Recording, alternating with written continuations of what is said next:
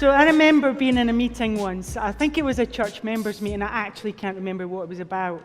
But after I'd finished speaking, this guy next to me, very sweet, very middle class, said, what Sharon meant to say was.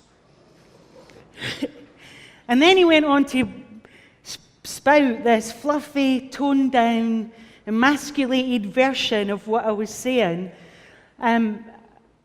Really didn't need an interpreter. And the reality was that it didn't matter whether everybody in the room agreed with me. The thing was that I was just succinct and to the point. I wasn't rude or offensive. I wasn't being abusive. I was just speaking my mind. I'm from a scheme, so there's really no doubt about what we think. We don't have to sit on the fence.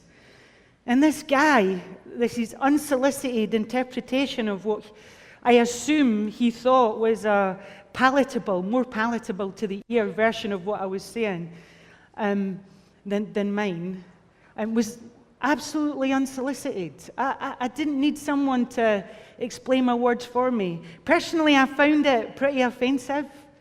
I found him to be excessively rude, which is probably what he thought I was being. I found it passive-aggressive and actually condescending. And it's not an isolated incident. It happens all the time. The truth is, and this is the sad truth, in no other environment but the church would that have been seen as acceptable behavior.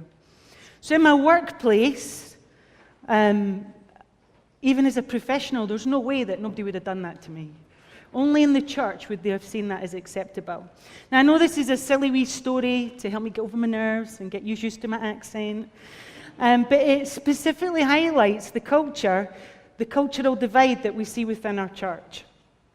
And we also see this without even thinking, this natural paternalistic response that we have and that we receive.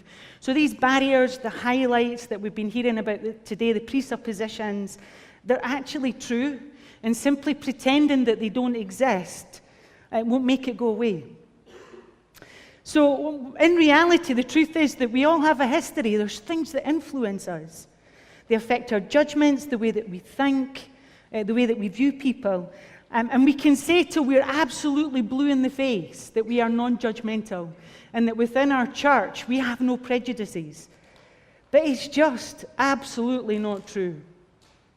The key, I think, is for us to, like today, acknowledge that it exists, that there are issues both sides of the fence, and we can openly discuss and challenge some of the wrong thinkings that might happen. So I want to take just a few minutes, hopefully within my time before the red light flashes at me, to tell you a couple of things that have happened to me and highlight some of the barriers, the presuppositions that I came up against when I faced, because I'm a single mum from a working class scheme, and part of a church, and also as I engaged in ministry. There's loads, but we've only got 15 minutes, so I've got it down to 3. I'm not as good as Andy Prime. So I've been in ministry for over a decade, probably longer than that if I actually admitted my age to myself.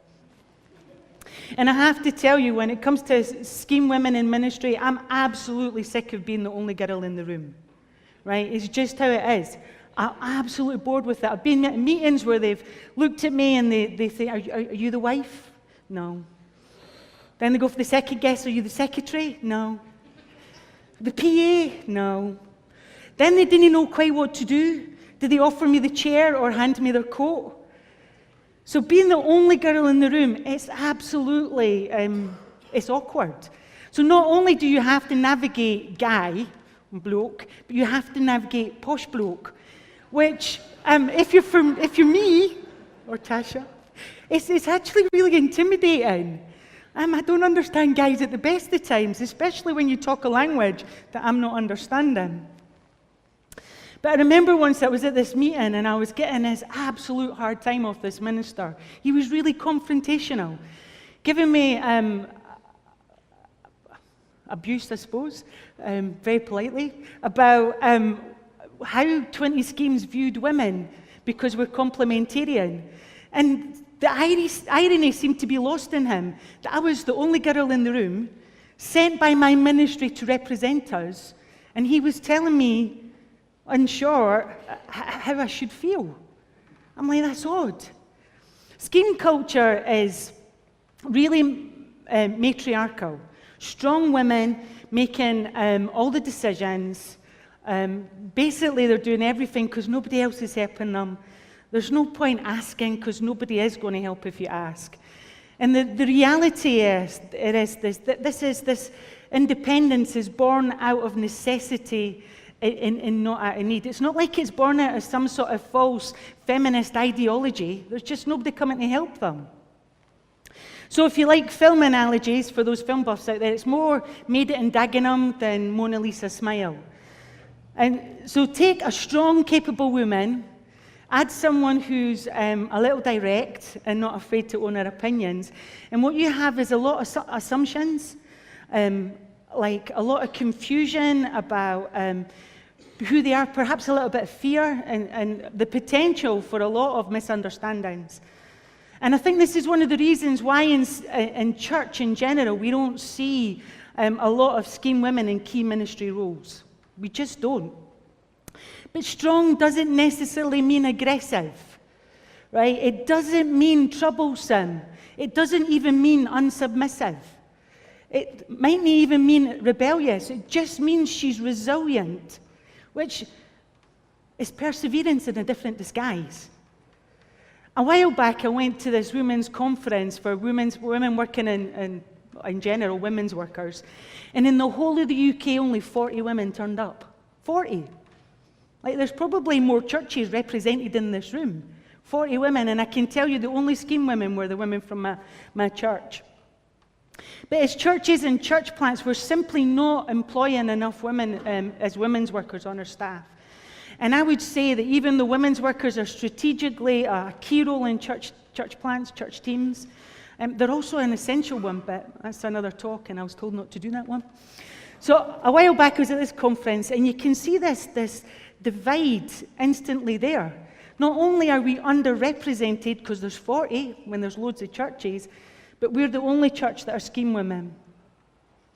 So over the decade, I'm so encouraged that what we've started to see is more churches recognize this marvelous need to have good, godly women, solid and mature, taking on this role as a women's worker. But however, they have this idealistic picture of who she is. This women's worker that we have in our head is someone that's squeaky clean. She's proper sweet. She's usually quite quiet spoken, quite demure in the way that she acts. Went to Bible college or Cornhill graduate. She's like the fifth, like, you know, that sort of like fifth generation Christian that been in church all her life, the living, breathing, walking version of what we think Proverbs 31 actually is. She's practically perfect in every way. Mary Poppins does exist. Don't get me wrong, I'm absolutely excited you're thinking about and employing godly women to take on the role of women's workers.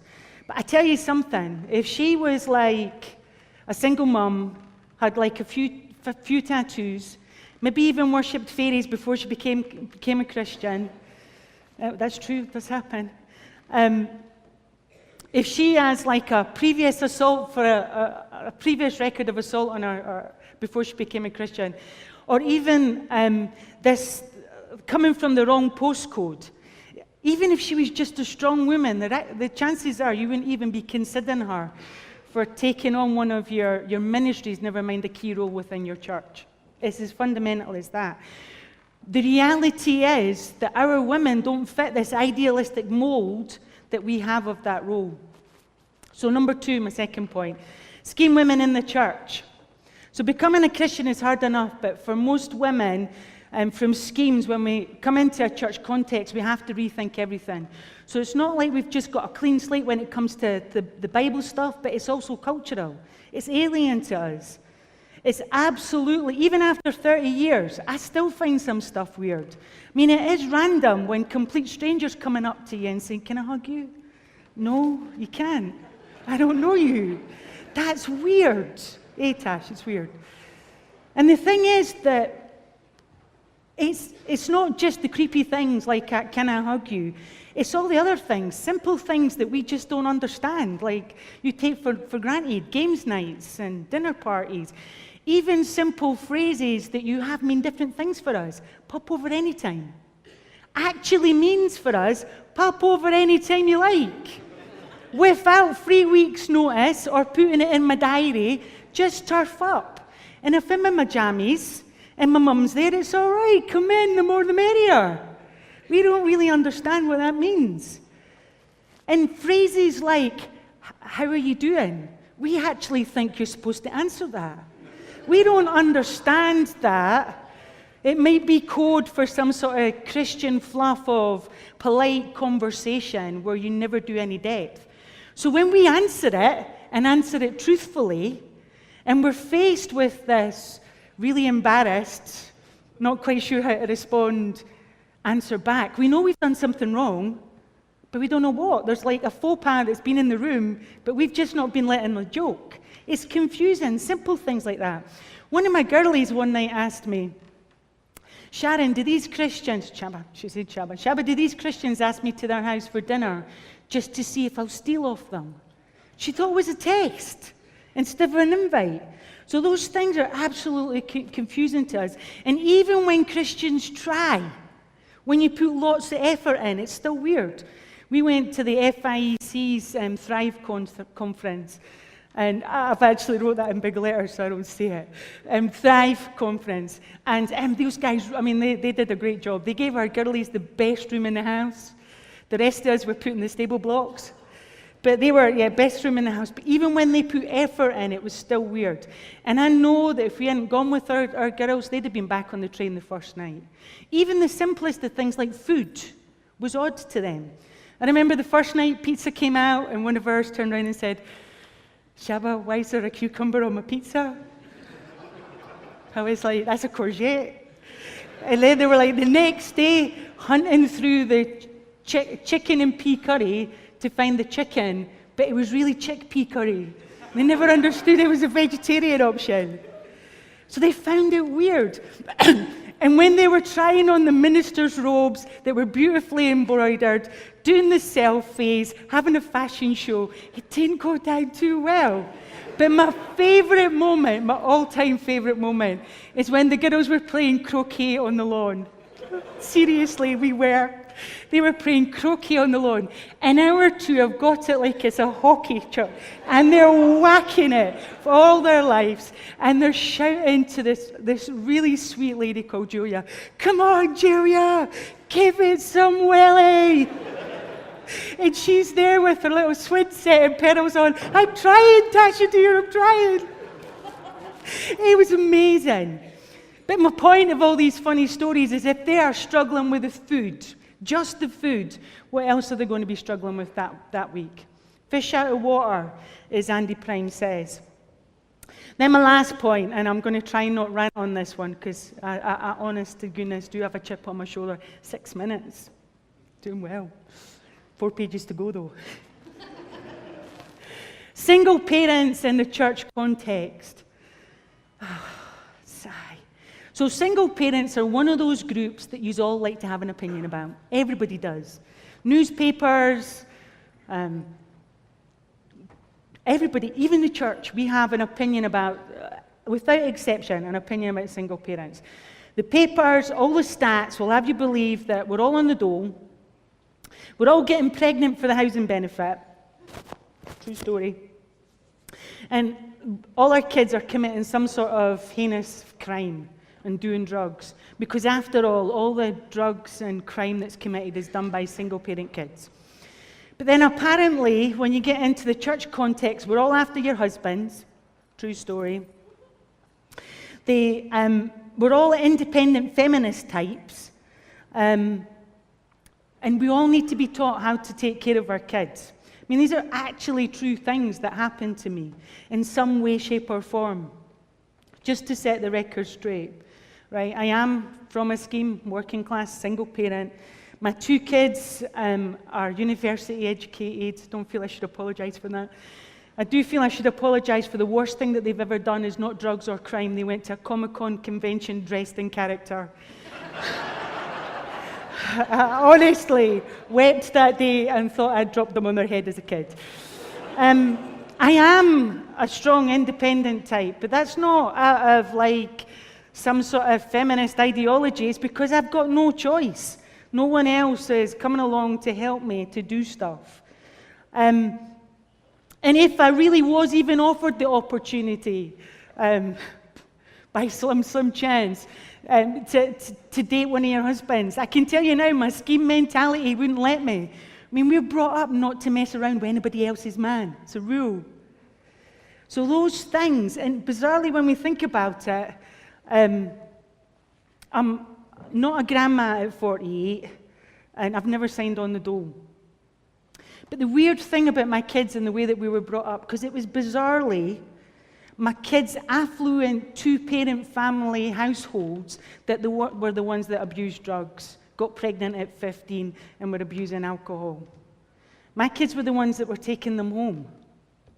So do I have a massive chip on my shoulder? Yeah, I probably do. It's probably about the size of a boulder. Big shoulders.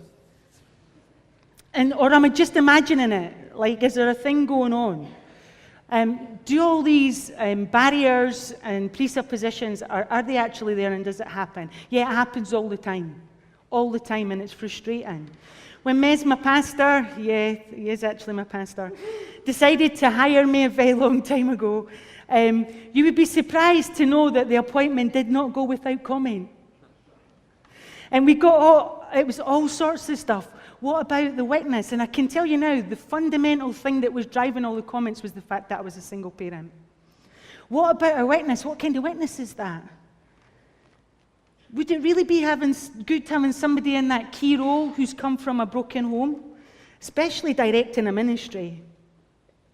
How could she, because her family doesn't depict a biblical model, speak well and wisely into her wives and mothers in our congregation? Those and many more happened. You can imagine all the comments. And the real irony of it was I just didn't fit their Ponzi version of what a women's worker looked like. The assumption was, I suppose, that if I was not this perfect example of Christian womanhood, that I would have this detrimental effect on them. It was like, in the 60s when a teenager got pregnant, they would hide her away, just in case it was contagious for everybody else. It's a bit like that. I mean, maybe I would have a detrimental influence on them. But the reality is that none of us, no women in this audience, is the perfect example of womanhood. She just doesn't exist. The reality is that she doesn't exist, and she doesn't become from a certain point of the demographic. So the scheme girl may come with a lot of emotional baggage. She may have a messy life, and she may even have unruly kids. True story. But the truth is, unfortunately, within our church, my experience is that she will receive no real discipleship. And the friendship that she gets will be tokenistic and unbalanced. It won't be a balanced friendship of equals. And the opportunities that she has will be limited to serve and tokenistic. My favorite job I was given the job of making coffee and tea, and I'm rubbish at it. Flashy light, I know. Just because she doesn't know who Luther is, and she thinks that Calvin is a set of boxers, doesn't mean that she doesn't know how to handle or understand complex, deep, weighty, and fundamental biblical truths. It's like there is just no expectation for the scheme girl to not only reach the ceiling but smash through it. We have low expectations for her growth. So this is where I genuinely want to challenge us, even though it's like flashy on 56 and it's dead distracting. My question would be, if you have a pathway to service for the women in your congregation, is the scheme girl on it? Do you even expect her to be there? Do you treat her exactly and train her exactly the same way as you would the social worker or the suburban housewife?